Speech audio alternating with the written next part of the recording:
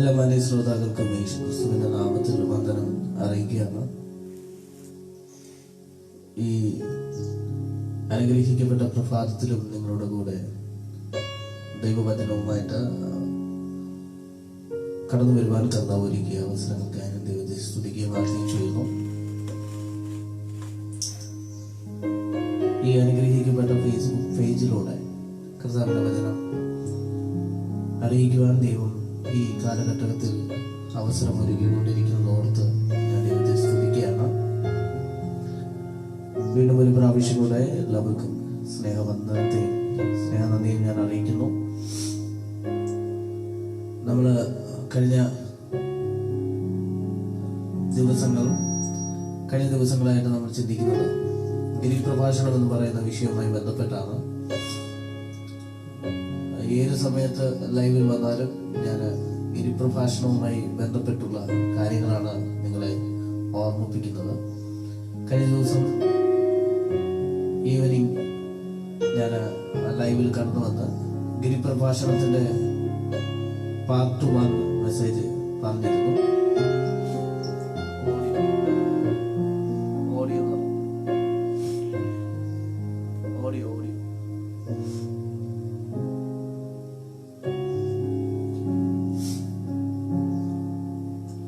Part 1 message പറഞ്ഞിരുന്നു. Okay,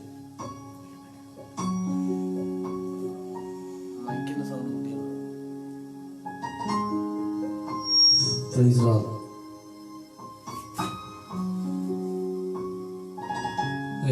കഴിഞ്ഞ ദിവസം ഞാൻ കടന്നു വന്ന് ഈ ഗിരിപ്രഭാഷണവുമായി ബന്ധപ്പെട്ടുള്ള ഒരു സന്ദേശം പറഞ്ഞിരുന്നു.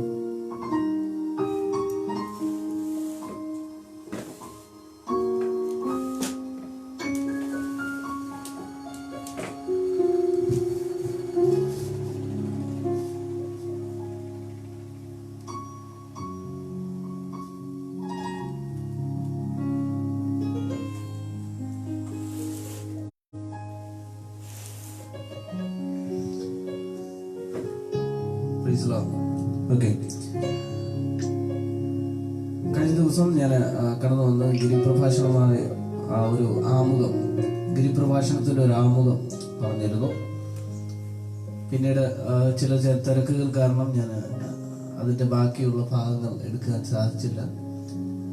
ഈ പ്രഭാതത്തിൽ ദൈവവചനവുമായിട്ട് നിങ്ങളുടെ മുൻപിൽ കടന്നു വരുവാൻ അവസരം ലഭിച്ചതോർത്ത് ഞാൻ കർത്താവിനെ സ്തുതിക്കുന്നു.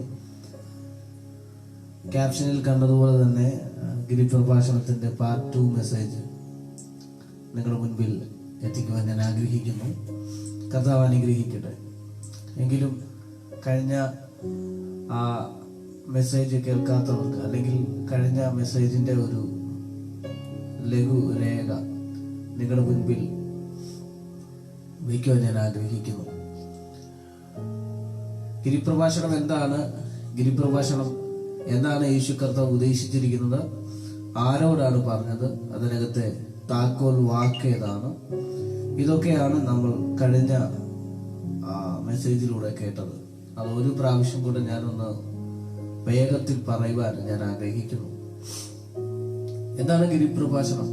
യേശു കർത്താവ്, ദൈവരാജ്യത്തിലെ രാജാവായിരിക്കുന്ന യേശു ക്രിസ്തു ദൈവരാജ്യത്തിൽ ജീവിക്കേണ്ടത് എങ്ങനെയാണെന്നും ദൈവരാജ്യ ജീവിതം ആസ്വാദകരമാക്കുന്നത്, ആനന്ദകരമാക്കുന്നതും എന്താണെന്നും എങ്ങനെയാണെന്നും ദൈവരാജ്യത്തിന്റെ നിയമങ്ങൾ, അല്ലെങ്കിൽ ദൈവരാജ്യത്തിന്റെ മാനദണ്ഡങ്ങൾ, ദൈവരാജ്യത്തിന്റെ അവകാശികളോട് വിളിച്ചു പറയുന്ന, അല്ലെങ്കിൽ ആ നിലപാടുകളെ, ദൈവരാജ്യത്തിന്റെ നിലപാടുകളെ വ്യക്തമാക്കുന്ന ഭാഗമാണ് ഗിരിപ്രഭാഷണം എന്ന് പറയുന്നത്. യേശു കർത്താവ് ഗിരിപ്രഭാഷണത്തിലൂടെ ഉദ്ദേശിച്ചിരിക്കുന്ന എല്ലാ കാര്യങ്ങളും ദൈവരാജ്യവുമായി സംബന്ധിച്ചിട്ടുള്ള കാര്യങ്ങളാണ്. ദൈവരാജ്യം സംബന്ധിച്ചിട്ടുള്ള കാര്യം, എല്ലാ കാര്യവും ദൈവരാജ്യം സംബന്ധിച്ചിട്ടുള്ള കാര്യം. എന്താണ് ദൈവരാജ്യം എന്ന് നമ്മൾ കഴിഞ്ഞ പ്രാവശ്യം കേട്ടു. എന്റെ ലൈവുകളിൽ മിക്ക സന്ദേശങ്ങളിലും ദൈവരാജ്യം എന്ന് പറയുന്ന ആ ഒരു ഭാഗം ഞാൻ എടുത്ത് കൊണ്ടുവന്നിട്ടുണ്ട്. യേശുക്രിസ്തു ഈ ലോകത്തിലേക്ക് വന്നത്, ആ വന്നതിന്റെ പ്രധാന ഉദ്ദേശം എന്ന് പറയുന്നത് പാപത്തിൽ അകപ്പെട്ടിരിക്കുന്ന ജനത്തെ പാപവിമുക്തരാക്കുക എന്നുള്ളതാണ്. പാപത്തിലൂടെ മരണപ്പെട്ടു പോയ മനുഷ്യനെ ആ നിത്യമരണത്തിൽ നിന്നും കരകയറ്റുക, പാപം എന്ന് പറയുന്ന ആ അടിമത്വത്തിൽ നിന്നും മനുഷ്യനെ വിമുക്തി നേടിക്കുക. ഇതൊക്കെയാണ് യേശു കർത്താവിന്റെ വരവിന്റെ പ്രധാന ഉദ്ദേശം. ഏദനിൽ വീണുപോയ മനുഷ്യൻ, ഏദനിൽ പാപത്തിലായി പോയ മനുഷ്യനെ പാപത്തിൽ നിന്നും, ആ പാപത്തിന്റെ ശമ്പളമാകുന്ന മരണത്തിൽ നിന്നും വിടുവിക്കുവാൻ കർത്താവായ യേശു ക്രിസ്തു ഈ ലോകത്തിലേക്ക് വന്നു. തന്റെ ഏക യാഗത്തിലൂടെ, തന്റെ ഏക മരണത്തിലൂടെ പാപത്തിന്റെ ശമ്പളമാകുന്ന മരണത്തിന്റെ ആ വിഷക്കൊമ്പിനെ യേശു കർത്താവ് ഒടിച്ചു കളഞ്ഞു. ഏക മരണത്താൽ പാപവും, ഏകന്റെ അനുസരണക്കേടിനാൽ പാപവും ഈ ലോകത്തിലേക്ക് വന്നെങ്കിൽ ഏകന്റെ അനുസരണത്താൽ അവൻ നീതി ഈ ലോകത്തിലേക്ക് വന്നു. ഏക മനുഷ്യനാൽ പാപവും പാപത്താൽ മരണവും ലോകത്തിലേക്ക് കടന്നെങ്കിൽ ഏക മനുഷ്യനാൽ തന്നെ നീതി ലോകത്തിലേക്ക് വെളിപ്പെട്ടു. എന്നെ കേൾക്കുന്ന മാന്യ ദൈവമക്കളെ, യേശു കർത്താവ് ഈ ലോകത്തിലേക്ക് വന്നത് തന്റെ ജനത്തിന്റെ, മാനവകുലത്തിന്റെ പാപപരിഹാരം തന്റെ ക്രൂശ് മരണത്തിലൂടെ, യാഗത്തിലൂടെ ലോകത്തിന് കൊടുക്കുവാൻ വേണ്ടിയാണ്. എന്നാൽ നമ്മൾ ശ്രദ്ധിക്കണം, അപ്പോൾ ഒരു ചോദ്യം, എല്ലാവരുടെയും പാപം ക്ഷമിച്ചോ? പാപം ക്ഷമിക്കപ്പെട്ടെങ്കിൽ, അല്ലെങ്കിൽ പാപത്തെ യേശു കർത്താവ് ക്രൂശിൽ വഹിച്ചെങ്കിൽ പിന്നെ എങ്ങനെയാണ് മനുഷ്യൻ പാപങ്ങൾ ചെയ്യുന്നത്? മനുഷ്യൻ പാപരഹിതമാകുന്ന ജീവിതമാണോ നയിക്കുന്നത്? അല്ലെങ്കിൽ ഇപ്പോൾ ചെയ്യുന്ന പാപത്തിന് ശിക്ഷയുണ്ടോ? എന്നൊക്കെയുള്ള ചോദ്യങ്ങൾ അവിടെ വരാം.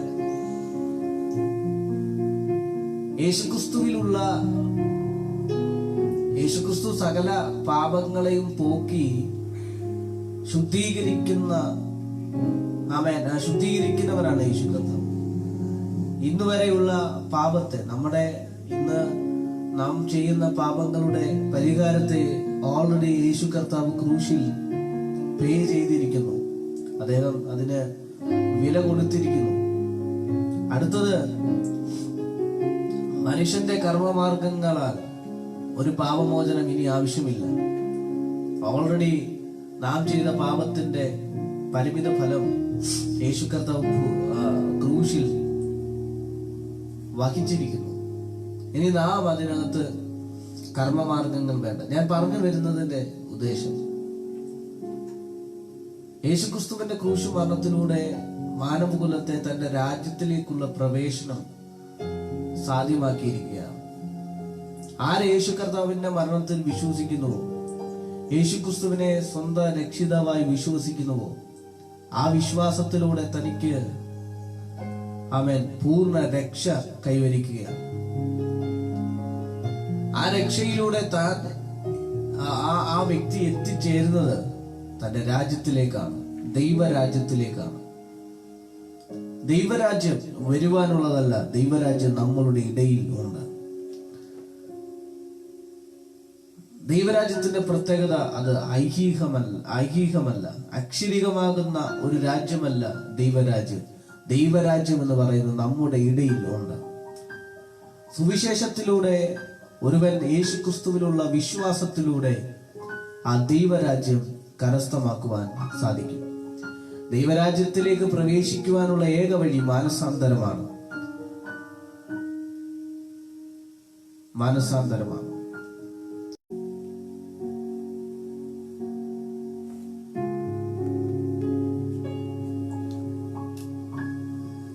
കൈയിറക്കി വെച്ച് ലൈവ്, അതിന്റെ ചെറിയൊരു ലൈവിന്റെ നെറ്റിന്റെ ചെറിയൊരു തകരാറ് വന്നതുകൊണ്ടാണ്. മനുഷ്യന് ദൈവവുമായിട്ട് മുഖാമുഖം സംസാരിക്കുന്ന, അല്ലെങ്കിൽ മുഖാമുഖം നോക്കി നിൽക്കുന്ന ഒരു കാലഘട്ടം ഉണ്ടായിരുന്നു ഏദനിൽ. എല്ലാ ദിവസവും ദൈവം മനുഷ്യനെ സന്ദർശിക്കുവാനെത്തും. അങ്ങനെ ഒരു മറയും കൂടാതെ, യാതൊരു വേർതിരിവും കൂടാതെ ദൈവവുമായിട്ട് ഇടപഴകുന്ന ഒരു മനുഷ്യനെ ഏതിനിൽ നമുക്ക് കാണുവാൻ സാധിക്കും. ഗ്ലോറിയിൽ നിൽക്കുന്ന, മഹത്വത്തിൽ നിൽക്കുന്ന, തേജസ്സിൽ നിൽക്കുന്ന ഒരു മാൻമുഖനം. എന്നാൽ പാപത്തിൻ ആ തേജസ് മനസ്സിലാക്കാതെ, ദൈവത്തിന്റെ കരുതൽ മനസ്സിലാക്കാതെ, എന്നാൽ മാനസാന്തരം എന്ന് പറഞ്ഞാൽ എന്താണ്? സത്യ ദൈവത്തിലേക്ക്, ആ ഏതിനിലേക്ക് എന്ന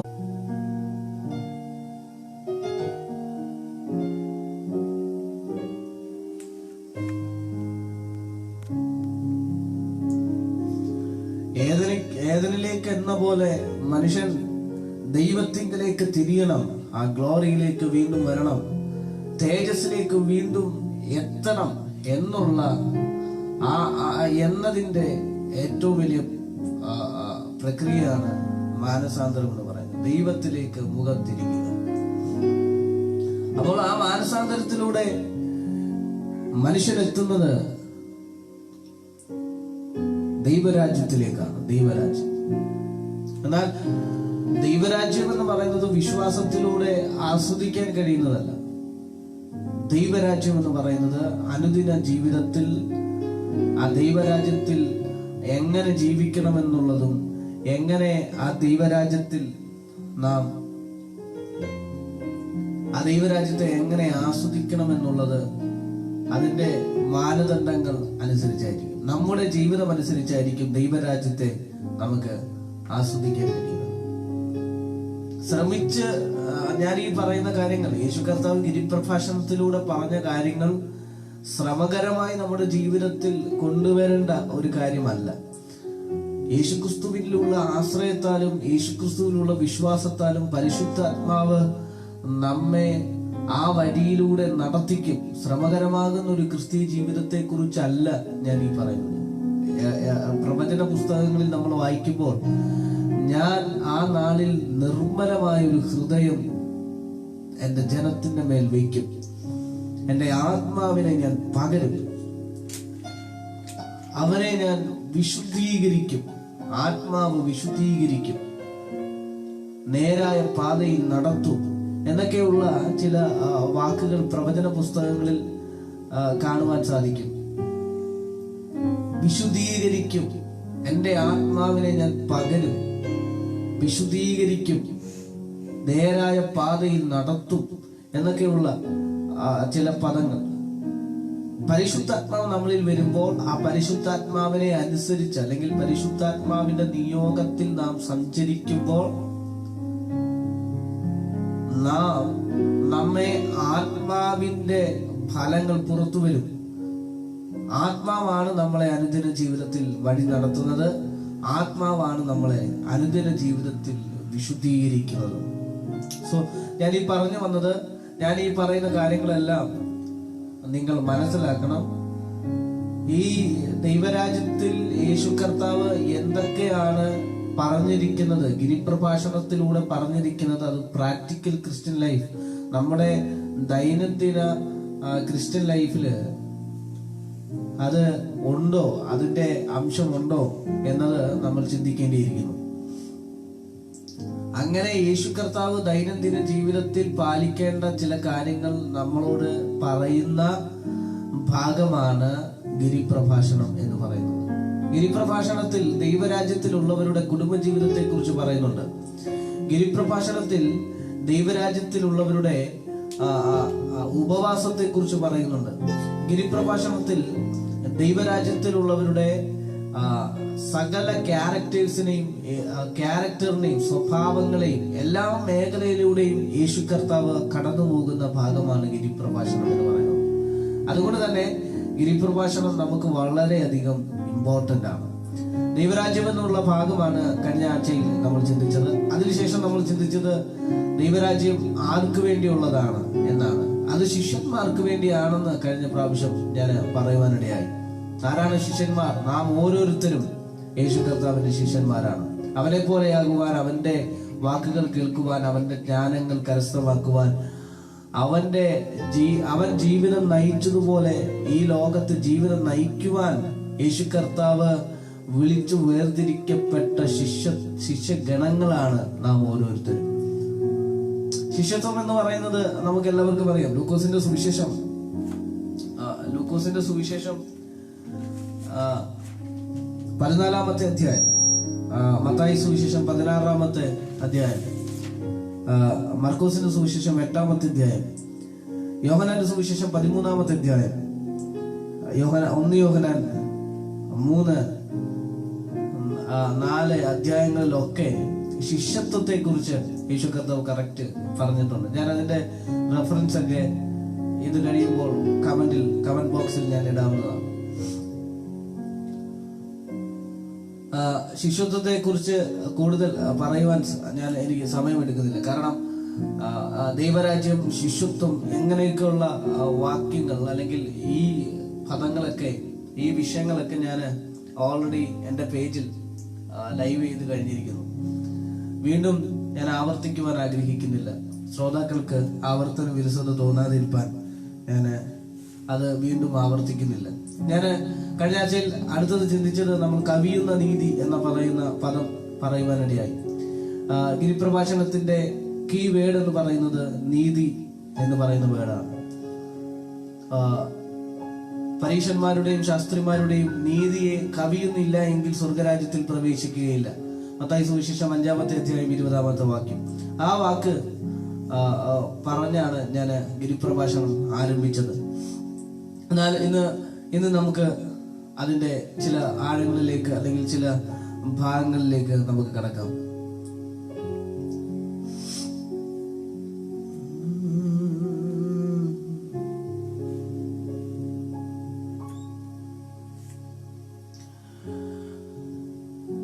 നമ്മൾ പറഞ്ഞല്ലോ, മത്തായി സുവിശേഷം 5-ാമത്തെ അധ്യായത്തെ ആസ്പദമാക്കിയാണ് നമ്മുടെ ചിന്തകൾ പോകുന്നത്. ഈ ചിന്തകൾ ആരംഭിക്കുമ്പോൾ യേശു കർത്താവ് തന്റെ ശിഷ്യഗണങ്ങളോട് സംസാരിക്കുകയാണ്. അപ്പോൾ തന്നെ നമ്മൾ കേൾക്കണം, യേശു കർത്താവിന്റെ കൂടെ അല്ലെങ്കിൽ യേശു കർത്താവിന്റെ ഈ പ്രസംഗം കേൾക്കുവാൻ പുരുഷാരമുണ്ട്. അപ്പൊ 2 ഓഡിയൻസ് ആണ് യേശു കർത്താവിന്റെ അടുക്കൽ നിൽക്കുന്നത്. ഒന്ന് തന്റെ ശിഷ്യഗണങ്ങൾ, 2 ഓഡിയൻസ് ആയിട്ടുള്ളത് പുരുഷാരമാണ്. അപ്പൊ 2 ഓഡിയൻസ്, 2 ശ്രോതാക്കൾ യേശു കർത്താവിന്റെ മുൻപിലുണ്ട്, തന്റെ ശിഷ്യഗണങ്ങളും പുരുഷാരവും. യേശു കർത്താവ് ഗിരിപ്രഭാഷണം അത് കേൾക്കണമെന്ന് ശക്തമായി ആഗ്രഹിക്കുന്നത് ശിഷ്യഗണങ്ങളാണ്. കാരണം തന്നെ അനുഗമിക്കുന്നത് തന്റെ ശിഷ്യഗണങ്ങളാണ്. തന്നെ പോലെ ആകുവാൻ, തന്റെ ജ്ഞാനങ്ങൾ കേൾക്കുവാൻ, തന്റെ വാക്കുകൾ ശ്രദ്ധിക്കുവാൻ, അതൊന്ന് കരസ്ഥമാക്കുവാൻ ആഗ്രഹിക്കുന്ന ആളുകൾ എന്ന് പറയുന്നത് ശിഷ്യഗണങ്ങളാണ്. പുരുഷാരത്തിന്റെ പ്രത്യേകത, യേശുവിന്റെ അത്ഭുതങ്ങൾ അവർക്ക് വേണം, യേശു കർത്താവിന്റെ വാക്കുകൾ അവർക്ക് വേണം, യേശു കർത്താവിന്റെ ആശ്വാസ വാക്കുകൾ അവർക്ക് വേണം. അവരുടെ റബ്ബിമാരെ പോലെ അംഗീകരിച്ച ഒരാളാണ് യേശു കർത്താവ്. അവരുടെ റബ്ബിമാരെ പോലെ അല്ലെങ്കിൽ അവരുടെ ഒരു പുരോഹിതനെ പോലെ അംഗീകരിക്കപ്പെട്ട ഒരാളാണ് യേശു കർത്താവ്. യേശു കർത്താവിലുള്ള അത്ഭുതങ്ങളും അടയാളങ്ങളും ഒക്കെ അവർ സ്വീകരിച്ചിരിക്കുന്നു. എവിടെ യേശു കർത്താവ് ഉണ്ടോ അവിടെ ജനക്കൂട്ടങ്ങൾ കൂടുവാൻ തുടങ്ങി. അത്ഭുതങ്ങൾക്ക് വേണ്ടിയും അടയാളങ്ങൾക്ക് വേണ്ടിയും യേശു കർത്താവിന്റെ കൂടെ ജനങ്ങളുണ്ടായിരുന്നു. പക്ഷേ യേശു ആണ് വരുവാനിരിക്കുന്ന മിശിഹ എന്ന്, ക്രിസ്തു എന്ന് അവർ വിശ്വസിച്ചിട്ടില്ല. ഒരിക്കൽ യേശു കർത്താവ് ചോദിച്ചു, തന്റെ ശിഷ്യന്മാരോട് ചോദിച്ചു, ജനങ്ങൾ എന്താണ് എന്നെ പറ്റി പറയാനുള്ളത്? ജനങ്ങൾ എന്നെ പറ്റി എന്താണ് പറയാനുള്ളത്? അപ്പോൾ ശിഷ്യഗണങ്ങൾ പറഞ്ഞു, അവർ ഏലിയാവെന്ന് പറയുന്നു, അവർ പ്രവാചകന്മാരിൽ ചിലരെന്ന് പറയുന്നു. അവരെ പറ്റി, യേശു കർത്താവിനെ പറ്റി ക്രിസ്തു എന്നൊരു വാക്ക് ജനങ്ങളുടെ ഇടയിൽ ഇല്ലായിരുന്നുവെന്ന് ശിഷ്യഗണങ്ങൾ പറയുന്നു. യേശു ക്രിസ്തു ശിഷ്യഗണങ്ങളോട് ചോദിച്ചു, നിങ്ങൾ എന്നെ ആരാണെന്നാണ് പറയുന്നത്. അപ്പോൾ ശിഷ്യഗണങ്ങൾ പറഞ്ഞു, നീ ജീവനുള്ള ദൈവത്തിന്റെ പുത്രനായ ക്രിസ്തു. ശിഷ്യൻ പറഞ്ഞു, പത്രോസ് പറഞ്ഞു. അപ്പോൾ ശിഷ്യന്മാർക്കും പുരുഷാരത്തിനും തമ്മിലുള്ള വ്യത്യാസം എന്ന് പറയുന്നത്, ശിഷ്യന്മാർക്ക് ക്രിസ്തു എന്ന റെവലേഷൻ, ക്രിസ്തു എന്ന വെളിപ്പാട് ശിഷ്യഗണങ്ങൾക്കുണ്ട്. എന്നാൽ ക്രിസ്തു എന്ന വെളിപ്പാട് ശിഷ്യഗണങ്ങൾക്കുണ്ട്. എന്നാൽ പുരുഷാരത്തിന് യേശു ക്രിസ്തു ആണെന്ന് വരുവാനിരിക്കുന്ന മിശിഹയാണെന്ന് റെവലേഷൻ ലഭിച്ചിട്ടില്ല. അവർക്ക് ആ ഒരു അറിവ് ലഭിച്ചിട്ടില്ല. യേശുക്രിസ്തുവിനെ വരുവാനിരിക്കുന്ന ക്രിസ്തുവാണെന്ന് വിശ്വസിക്കാത്ത പുരുഷാരത്തെ യേശു കർത്താവ് തള്ളിക്കളയുന്നതായിട്ട് ബൈബിളിൽ കാണാൻ സാധിക്കുന്നില്ല. അയ്യോ, അവരെന്നെ വിശ്വസിക്കുന്നില്ല, മിശിഹയാണെന്ന് അവർ വിശ്വസിക്കുന്നില്ല. ഞാൻ പറയുന്ന വാക്കുകൾ അവർക്ക് വേണം, ഞാൻ അത്ഭുതങ്ങൾ ചെയ്യുന്നത് അവർക്ക് വേണം, ഞാൻ കൊടുക്കുന്ന അപ്പം അവർക്ക് ഭക്ഷിക്കാൻ വേണം, പക്ഷേ എന്നെ വിശ്വസിപ്പാൻ അവർക്ക് കഴിയുന്നില്ല എന്ന് യേശു കർത്താവ് പറഞ്ഞ ശിഷ്യന്മാരെ ഒരിക്കലും യേശു തള്ളിക്കളഞ്ഞില്ല. മറിച്ച് യേശു കർത്താവ് എന്ത് ചെയ്തെന്നറിയാമോ? വീണ്ടും വീണ്ടും അവർക്ക് വേണ്ടി അത്ഭുതങ്ങൾ ചെയ്യാൻ തുടങ്ങി. പുരുഷാരത്തെ കാണുമ്പോൾ യേശു ക്രിസ്തുവിന് മനസ്സലിഞ്ഞു എന്നാണ് ബൈബിളിൽ പഠിപ്പിക്കുന്നത്. തന്നെ വിശ്വാസമില്ലാത്ത, തന്നെ അംഗീകരിക്കാത്ത പുരുഷാരത്തെ യേശു കർത്താവ് മനസ്സലിഞ്ഞു. പക്ഷെ നമ്മുടെ കാഴ്ചപ്പാട് ഇവിടെയാണ് ക്രിസ്തുവിന്റെ മനോഭാവം നമുക്ക് വേണം. ഈ ഒരു മനോഭാവം നമ്മൾ ഏറ്റെടുക്കാൻ കഴിയും. പുരുഷാരത്തെ, യേശുക്രിസ്തുവിനെ വിശ്വാസമില്ലാത്ത പുരുഷാരത്തെ കാണുമ്പോൾ നാം ഓരോരുത്തരും അവരെ മാറ്റി നിർത്തുകയാണ് ചെയ്യുന്നത്. യേശുക്രിസ്തുവിനെ അറിയാത്തവരെ കാണുമ്പോൾ അയ്യോ, അവരുടെ കൂടെ പോയി കഴിഞ്ഞാൽ നമ്മുടെ ശുശ്രൂഷ പോകും, അല്ലെങ്കിൽ അവര് യേശുക്രിസ്തുവിനെ വിശ്വസിക്കാത്തത് കൊണ്ട് അവരുടെ ഒരു നിത്യതയ്ക്ക് അവകാശമല്ല, അവർ നശിച്ചു പോകുന്ന കൂട്ടമാണ്, അവർ ജാതികളാണ് എന്നൊക്കെ പറഞ്ഞ് നമ്മൾ പുരുഷാരത്തെ മാറ്റി നിർത്തുമ്പോൾ ഓർത്തോണം, യേശുക്രിസ്തുവും തന്നെ വിശ്വസിക്കാത്തവരെ, അല്ലെങ്കിൽ താൻ ആരാണെന്നുള്ള റെവലേഷൻ അറിയാത്തവരെ യേശു കർത്താവ് അവരെ നോക്കി, അല്ലെങ്കിൽ അവർക്ക് മുൻപിൽ യേശു കർത്താവിന്റെ മനസ്സലിയുകയാണ് ചെയ്യുന്നത്.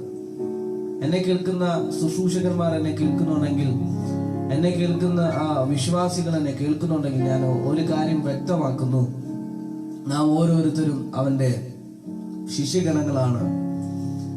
പുരുഷാരത്തിനില്ലാത്ത റെവലേഷൻ നമുക്കുണ്ട്, ശരിയാണ്. യേശു ദൈവമാണെന്നും യേശു ക്രിസ്തു നമ്മുടെ പാപങ്ങൾ മോചിക്കുവാൻ കടന്നു വന്ന, വിണ്ണിൽ നിന്ന് മണ്ണിലേക്ക് ഇറങ്ങി വന്ന ദൈവപുത്രനാണെന്നും നമുക്ക് ഉറപ്പുണ്ട്. പക്ഷേ നമുക്ക് റെവലേഷൻ ഉണ്ട്. പുരുഷാരത്തിനില്ലാത്ത വിശ്വാസം നമുക്കുണ്ട്. എന്നാൽ ആ പുരുഷാരം യേശു കർത്താവിനെ തള്ളിക്കളയുമ്പോൾ, ആ പുരുഷാരം യേശു കർത്താവിനെ വിശ്വസിക്കാതിരിക്കുമ്പോൾ, ഒരിക്കലും ആ പുരുഷാരത്തെ നമ്മൾ അകറ്റി മാറ്റരുത്. അവരോട് വീണ്ടും വീണ്ടും മനസ്സലിഞ്ഞ് അവർക്ക് വേണ്ടി ശുശ്രൂഷിക്കുവാൻ നമുക്ക് കഴിയണം. പക്ഷെ വെളിപ്പാടുള്ളത് കൊണ്ട് കാര്യമില്ല. യേശു കർത്താവിന്റെ ഈ ദൈവമാണെന്നും ദൈവപുത്രനാണെന്നും ഉള്ള റെവലേഷൻ ഉള്ളത് കൊണ്ട് ഒരു ശിഷ്യരാകുന്നില്ല. അതൊരു പ്രധാനപ്പെട്ട ഭാഗമാണ്. അറിവുള്ളത് കൊണ്ട്, ക്രിസ്തുവിനെ കുറിച്ചുള്ള ആഴമായ അറിവുള്ളത് കൊണ്ട് ശിഷ്യനാകുന്നില്ല.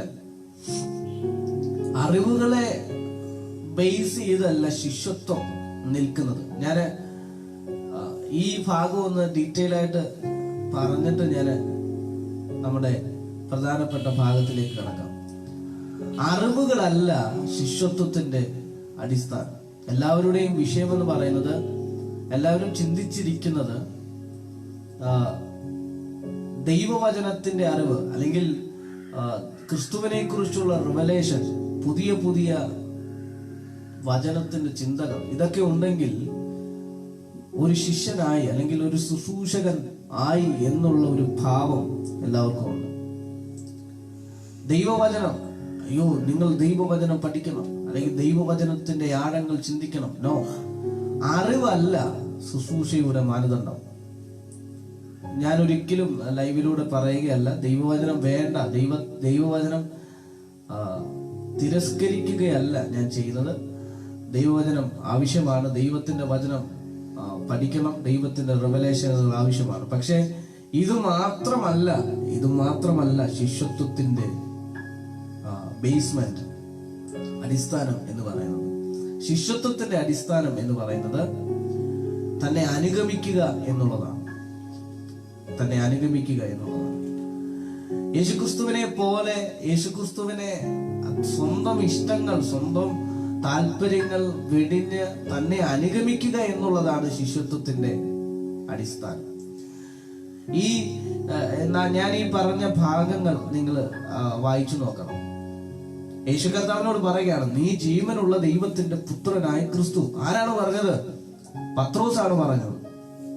അതേ പത്രോസ് അതേ അധ്യായത്തിൽ തന്നെ യേശു കർത്താവ് അതേ പത്രോസിനെ തന്നെ യേശു കർത്താവ് പറയുന്നുണ്ട്, സാത്താനെ എന്നെ വിട്ട് ദൂരെ പോ.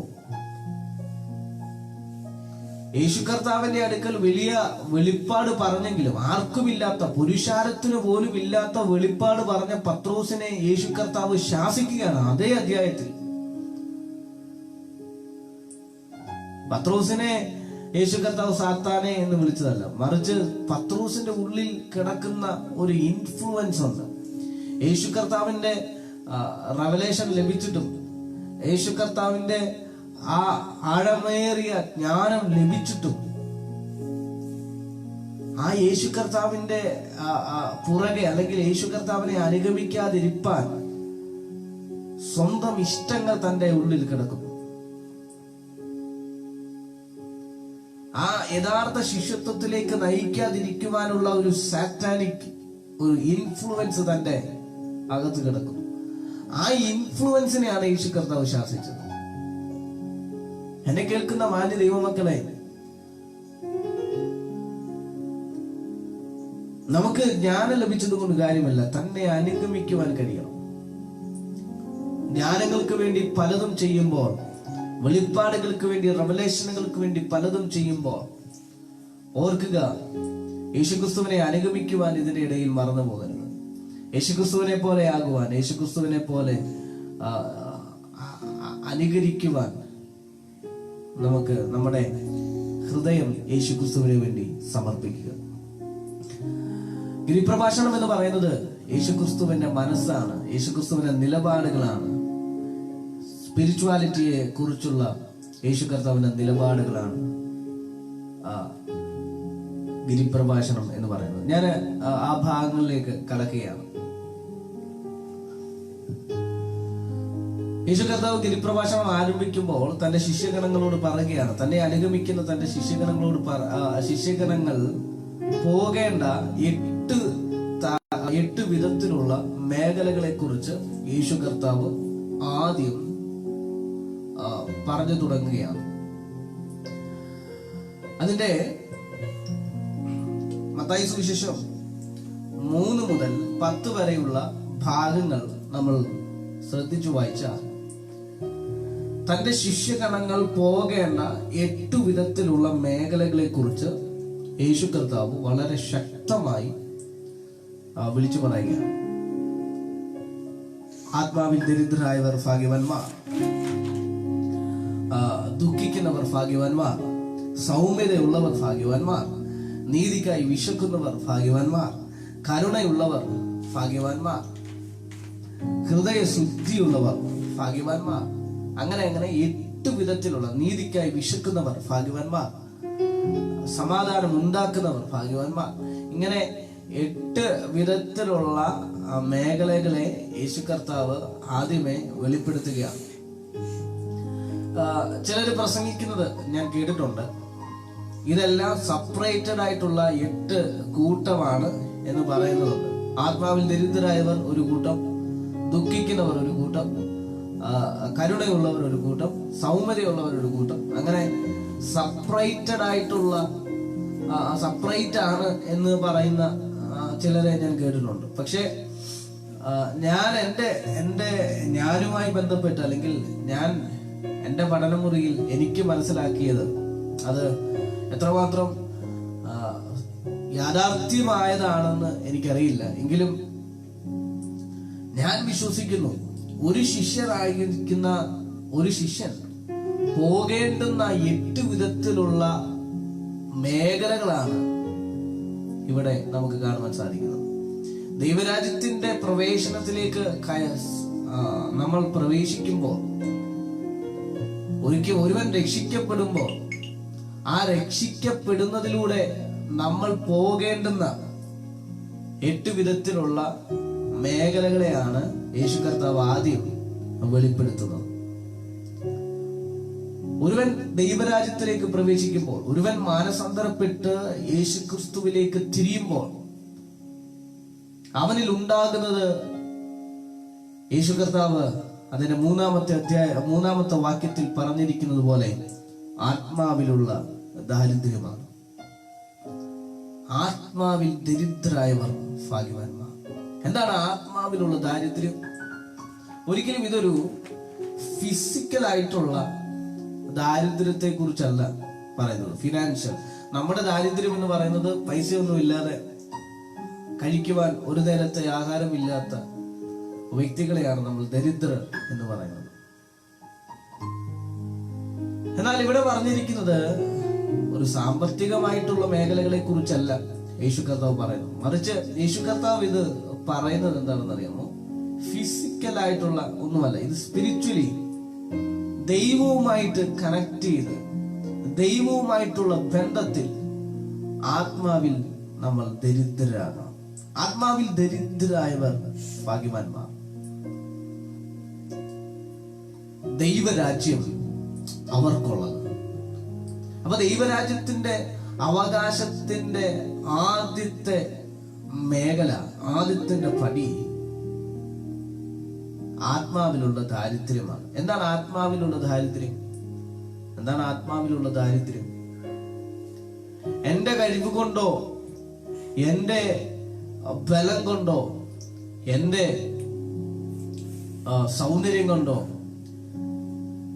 കർമ്മമാർഗങ്ങളിലൂടെ ദൈവത്തിന്റെ നീതി എനിക്ക് ലഭിക്കുകയില്ല. ദൈവത്തിന്റെ കൃപ, ദൈവത്തിന്റെ ശക്തി, ദൈവത്തിലുള്ള ആ ദൈവത്തിൽ ആശ്രയിക്കുക, കൂടുതലായി ദൈവത്തെ ആശ്രയിക്കുക, ഇതാണ് ആത്മാവിലുള്ള ദാരിദ്ര്യം എന്ന് ഞാൻ ഉദ്ദേശിക്കുന്നത്. എന്നെ കൊണ്ട് ഒന്നിനും സാധിക്കുകയില്ല. ഞാൻ ദൈവത്തിന്റെ മുമ്പിൽ ഒരു ദരിദ്രനായി നിൽക്കുക. കർത്താവേ, എനിക്ക് കൃപ വേണമേ എന്ന് ദൈവസന്നിധിയിൽ നമ്മൾ ദൈവത്തോട് ചോദിക്കുക.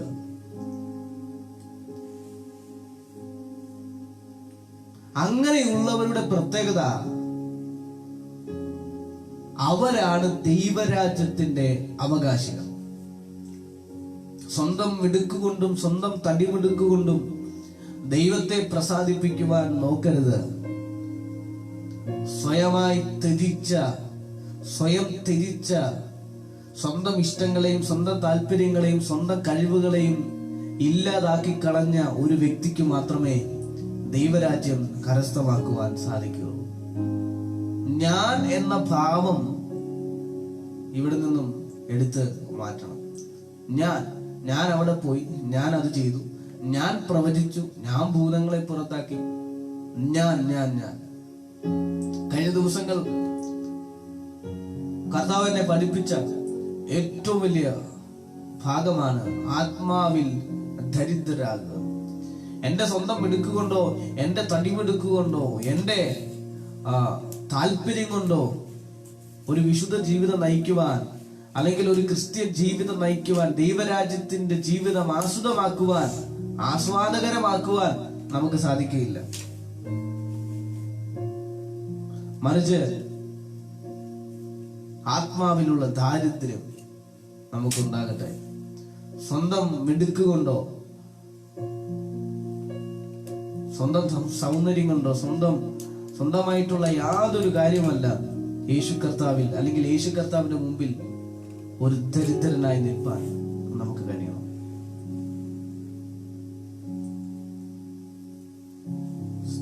അങ്ങനെയുള്ളവരുടെ പ്രത്യേകത, അവർ ദൈവരാജ്യത്തിന്റെ അവകാശികളാണ്. അവർക്ക് ലഭിക്കാൻ പോകുന്ന മഹത് ഭാഗ്യം എന്ന് പറയുന്നത് അവർക്ക് ദൈവരാജ്യം ലഭിക്കും.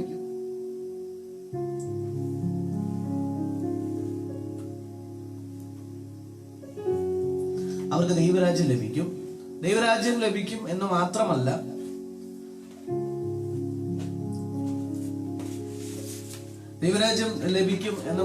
പ്രിയമുള്ളവരെ,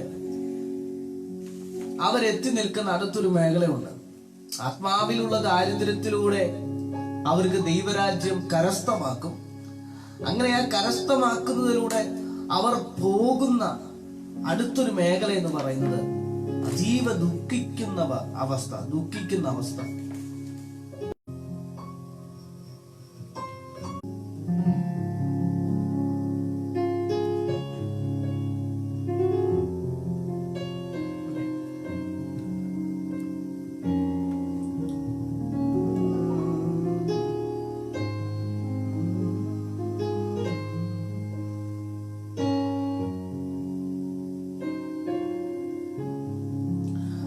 ആത്മാവിലുള്ള ദാരിദ്ര്യത്തിലൂടെ നാം എത്തുന്നത് നമുക്ക് കിട്ടുന്ന അവകാശം എന്ന് പറയുന്നത് ദൈവരാജ്യമാണ്.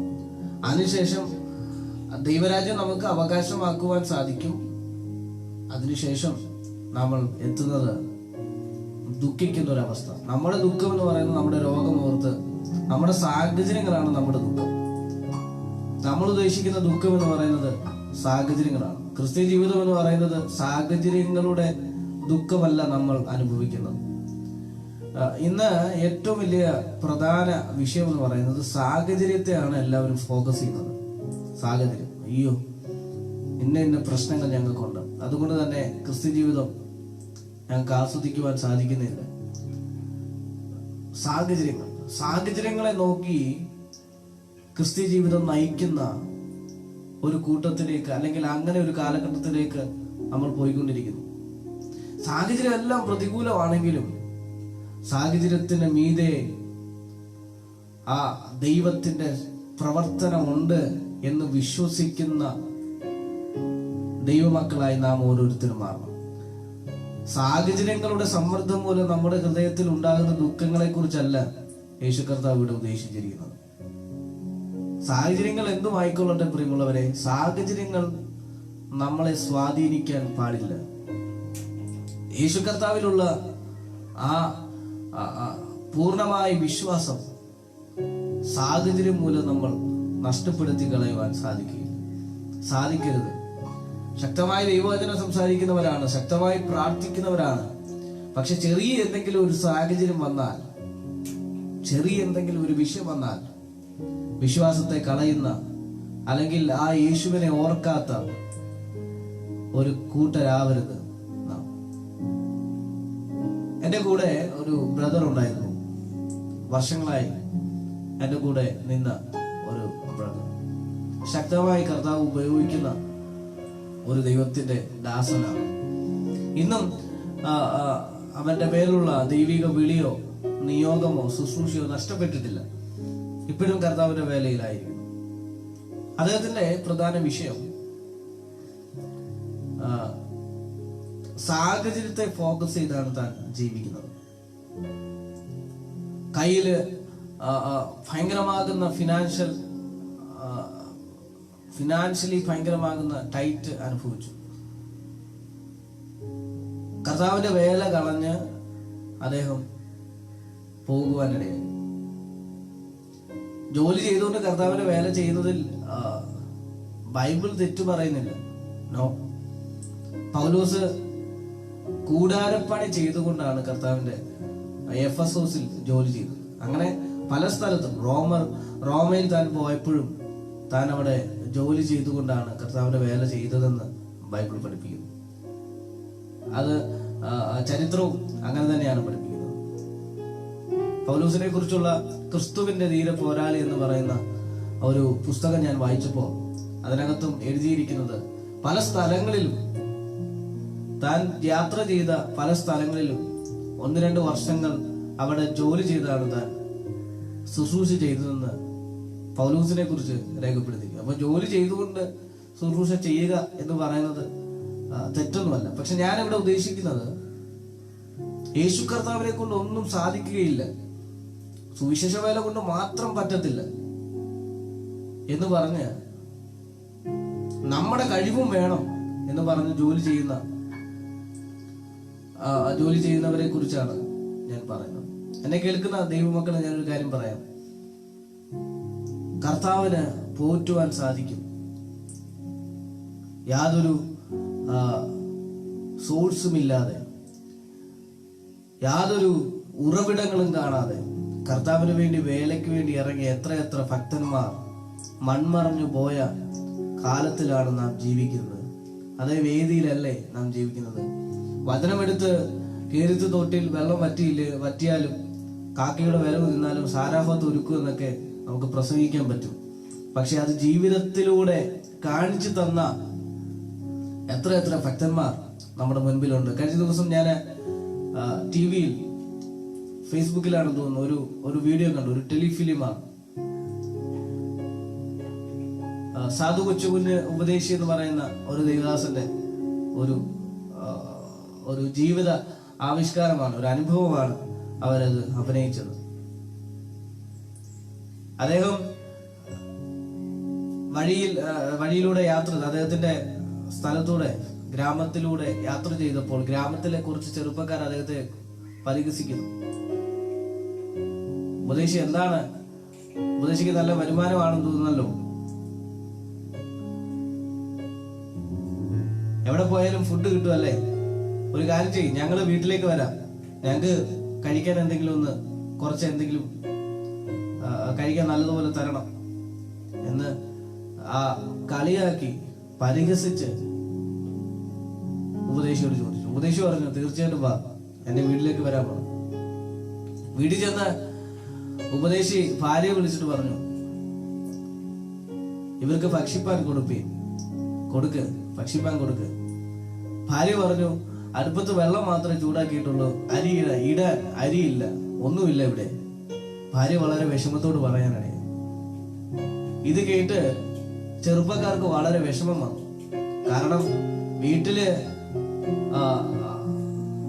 ഉപദേശിക്ക് പോലും കഴിക്കാൻ ഭക്ഷണമില്ലാതിരിക്കുമ്പോഴും ഉപദേശി മറ്റുള്ളവർക്ക് വേണ്ടി പ്രാർത്ഥിപ്പാനും മറ്റുള്ളവർക്ക് വേണ്ടി ശുശ്രൂഷിക്കാൻ പോവുകയാണെന്നുള്ള ഒരു വിഷമം, അല്ലെങ്കിൽ അങ്ങനെ ഒരു ഹൃദയഭാരം അവർക്കുണ്ടായി. അവർ വളരെ വിഷമത്തോടെ നോക്കി നിൽക്കുക. എന്ത് നമ്മൾ കളിയാക്കി പരിഹസിച്ചും പോയി, ഇനി എങ്ങനെ ഇവിടെ നിന്ന് അദ്ദേഹത്തിന്റെ മുൻപിൽ നിന്ന് എങ്ങനെ പോകാൻ കഴിയും എന്ന് വളരെ വിഷമത്തിൽ അവര് തമ്മിൽ നോക്കി നിൽക്കുമ്പോൾ അക്കരെ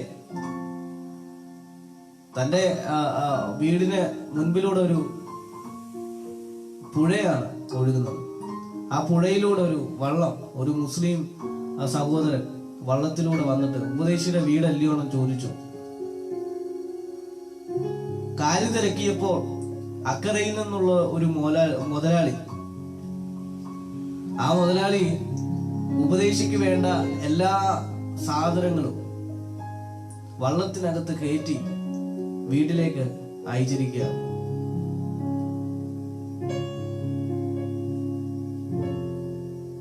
എന്നെ കേൾക്കുന്ന ദൈവമക്കളെ, എന്റെ ദൈവത്തിന്റെ പ്രത്യേകത തന്റെ ഭക്തന്മാരുടെ ആവശ്യങ്ങൾ അറിയുന്ന ദൈവമാണ്. നിങ്ങൾ യാതൊന്നും കരുതേണ്ട ആവശ്യമില്ല. നിങ്ങൾക്ക് വേണ്ട കാര്യങ്ങൾ നിങ്ങളുടെ അടുക്കൽ എത്തും എന്ന് ബൈബിൾ പഠിപ്പിക്കുന്നു. അത് ഞാൻ അനുഭവസ്ഥനാണ്. ഒന്നും നോക്കാതെ, ഒന്നും ലക്ഷ്യമാക്കാതെ, സാഹചര്യങ്ങളുടെ സമ്മർദ്ദം മുൻപിലുണ്ടെങ്കിലും അനേകർ പരിഹസിക്കുന്നുണ്ടെങ്കിലും ഒന്നും നോക്കാതെ ദൈവത്തിന് വേണ്ടി നിൽക്കുന്നത് കൊണ്ടാണ്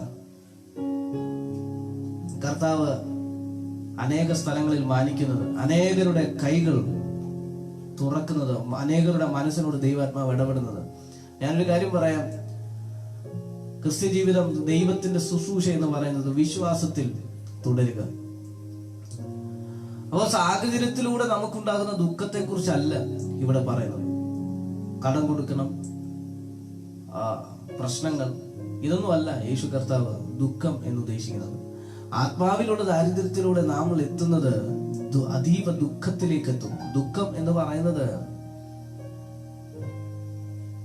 എന്നെ കൊണ്ടൊന്നും സാധിച്ചില്ല, ഞാൻ ചെയ്ത പാപങ്ങളെ ഓർത്ത്, ലോകം ഇന്ന് പോകുന്ന പാപങ്ങളെ ഓർത്ത്, ആത്മഭാരം എന്നാണ് ട്രാൻസ്ലേഷനിൽ ഇത് ഉദ്ദേശിച്ചിരിക്കുന്നത്. ഒരു ആത്മഭാരം. ഇന്നലകളിൽ നമ്മൾ കടന്നു പോകുന്ന തെറ്റായ പ്രവണതകളിൽ നമുക്കൊരു ദുഃഖം ഉണ്ടാകും. ലോകം ഇന്ന് പോകുന്ന തെറ്റായ പ്രവണതകളെ നോക്കുമ്പോൾ നമുക്കൊരു ദുഃഖം ഉണ്ടാകും.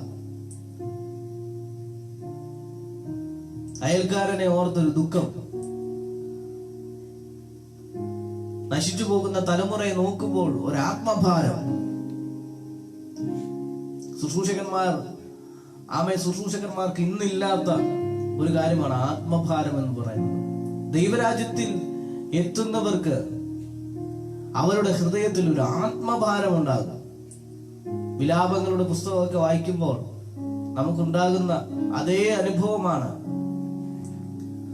ഇവിടെ യേശു കർത്താവ് ഉദ്ദേശിക്കുന്ന ഒരു ആത്മഭാരം. അവർക്ക് എന്താണെന്ന് അറിയാമോ? ആശ്വാസം ലഭിക്കും. ആത്മഭാരം. ആത്മാവിലുള്ള ദാരിദ്ര്യത്തിലൂടെ ദൈവരാജ്യം കരസ്ഥമാക്കുന്നു. അതിനുശേഷം അടുത്തൊരു മേഖല, ദുഃഖിക്കുന്നവർ ഭാഗ്യവാന്മാർ. ആത്മഭാരം. ഈ കാലഘട്ടത്തിൽ അതീവ ആത്മഭാരത്തിലൂടെ നമ്മൾ പോകണം. ആത്മഭാരമുള്ളവൻ, നിങ്ങൾക്കൊരു ആത്മഭാരം ഉണ്ടെങ്കിൽ ധൈര്യമായിട്ട് നിങ്ങൾ അടുത്ത സ്റ്റെപ്പ്,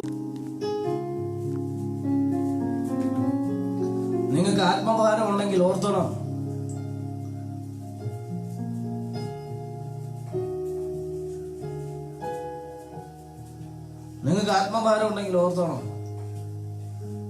നിങ്ങൾ ആ ദൈവരാജ്യത്തിന്റെ അവകാശത്തിലേക്ക് എത്തിയിരിക്കുന്നു. എന്നെ കേൾക്കുന്ന മാന്യ ദൈവമക്കളെ, ആത്മഭാരമുള്ളവൻ വെളിയിൽ ഇറങ്ങണം, പുറത്തിറങ്ങണം. ആത്മഭാരം ഉള്ളവൻ സമൂഹത്തിലേക്ക് ഇറങ്ങണം. ആത്മഭാരമുള്ളവൻ യേശു കർത്താവിനെ ഉയർത്തണം. ആത്മഭാരമുള്ളവൻ ഏത് വിധത്തിലുള്ള സുവിശേഷീകരണം ചെയ്യണം. ആത്മഭാരമുള്ളവൻ തെരുവുകളിൽ പ്രസംഗിക്കുക മാത്രമല്ല ചെയ്യേണ്ടത്, തെരുവുകളിൽ അവരെ ശുശ്രൂഷിക്കാൻ നമുക്ക് കഴിയണം. ശുശ്രൂഷിക്കുക എന്ന് പറയുന്നത് പ്രസംഗം മാത്രമല്ല. ഈ ആത്മഭാരമുള്ളവൻ ശുശ്രൂഷ ചെയ്യണം, ആത്മഭാരമുള്ളവൻ സമൂഹത്തിലേക്ക് ഇറങ്ങണം എന്ന് പറയുമ്പോൾ നമ്മുടെ ആളുകൾക്ക് ഒരു തെറ്റായ ധാരണ. സമൂഹത്തിലേക്ക് ഇറങ്ങണം എന്ന് പറയുമ്പോൾ ഒരു മൈക്ക് വെച്ച് തെരുവുകളിൽ പ്രസംഗിക്കണം എന്നുള്ളൊരു ചിന്ത എല്ലാവർക്കും ഉണ്ട്. ഞാൻ ഉദ്ദേശിച്ചത് അതേയല്ല. പരസ്യയോഗത്തെയോ കൺവെൻഷനുകളെയോ എതിർക്കുന്ന ഒരാളല്ല ഞാൻ. എന്റെ ചെറുപ്രായം കൊണ്ട് അനേക കൺവെൻഷനുകൾ കൃപയാൽ ഞാൻ ചെയ്യുവാൻ സാധിച്ചു. എല്ലാ വർഷവും കൺവെൻഷനുകൾ ചെയ്യുവാൻ കർത്താവ് സാധിക്കുന്നുണ്ട്.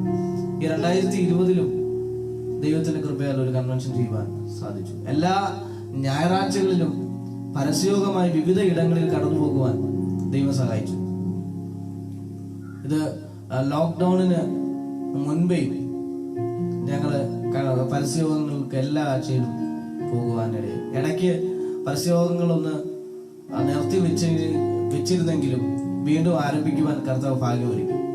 അപ്പോൾ പരസ്യയോഗങ്ങളെ ഞാൻ ഒരിക്കലും വിമർശിക്കുന്നില്ല, തെറ്റു പറയുന്നില്ല. കൺവെൻഷനുകളെ ഞാൻ തെറ്റു പറയുന്നില്ല. പവർ കോൺഫറൻസുകളെ ഞാൻ തെറ്റു പറയുന്നില്ല. ക്യാമ്പുകളെ ഞാൻ തെറ്റു പറയുന്നില്ല.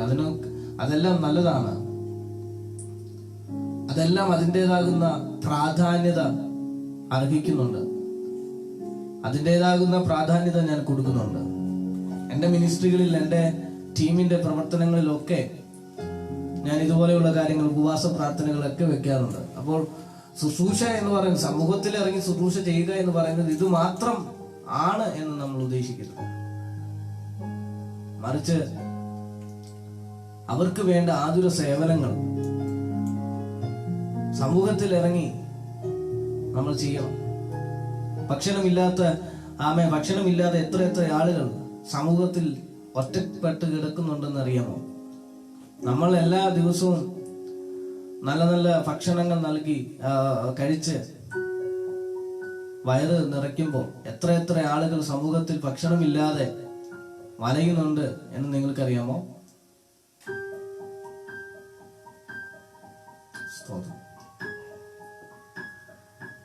അപ്പനും അമ്മയും ഉപേക്ഷിക്കപ്പെട്ട എത്ര അനാഥ കുഞ്ഞുങ്ങൾ തെരുവിൽ അലയുന്നുണ്ടെന്നറിയാമോ? സാഹചര്യങ്ങൾ നമുക്ക് അനുകൂലമല്ല എങ്കിലും അനുകൂലമാകുന്ന സാഹചര്യങ്ങൾ കൊണ്ട് നമ്മൾ പ്രവർത്തിക്കാൻ തയ്യാറാണ്.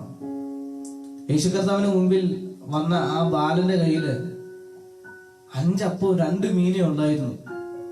അതുകൊണ്ട് 5000 പുരുഷന്മാർ മാത്രം 5000 പേരാണ്.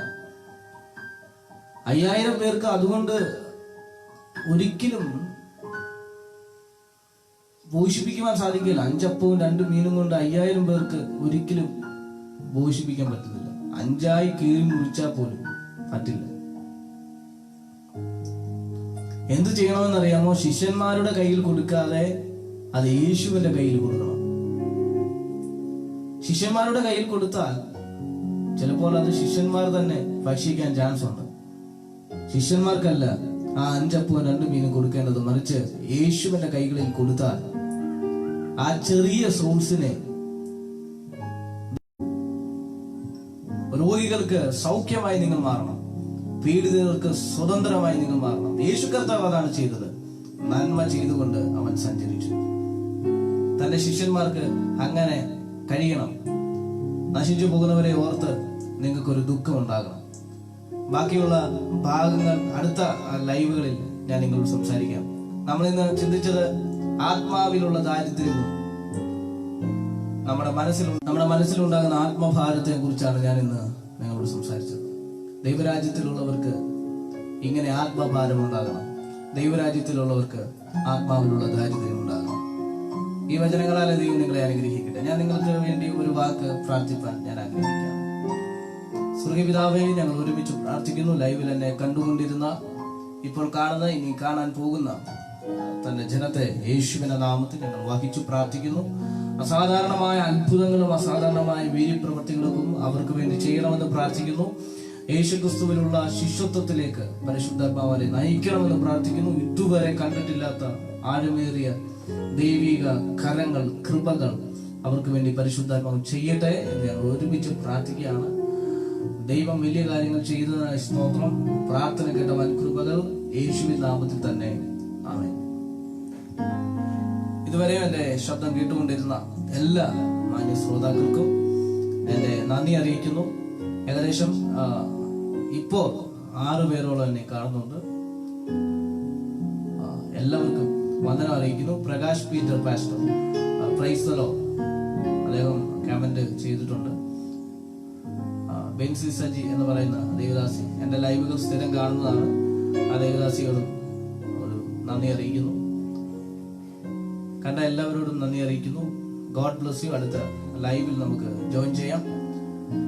ഗിരിപ്രഭാഷണത്തിന്റെ അടുത്ത ലൈവുകളിലേക്ക് നിങ്ങളെ ഞാൻ സ്വാഗതം ചെയ്യുന്നു. ഈ പേജ് നിങ്ങൾ ഷെയർ ചെയ്യുക. ഈ പേജിൽ നിങ്ങൾ ലൈക്ക് ചെയ്യുക. നിങ്ങളുടെ സുഹൃത്തുക്കളെ നിങ്ങൾ ഇൻവൈറ്റ് ചെയ്യുക. എല്ലാ ദിവസവും നല്ല നല്ല ദൈവത്തിന്റെ വചനങ്ങൾ നിങ്ങൾക്ക് എത്തുവാനിടയാകും. കർത്താവ് ധാരാളമായി അനുഗ്രഹിക്കട്ടെ. God bless you.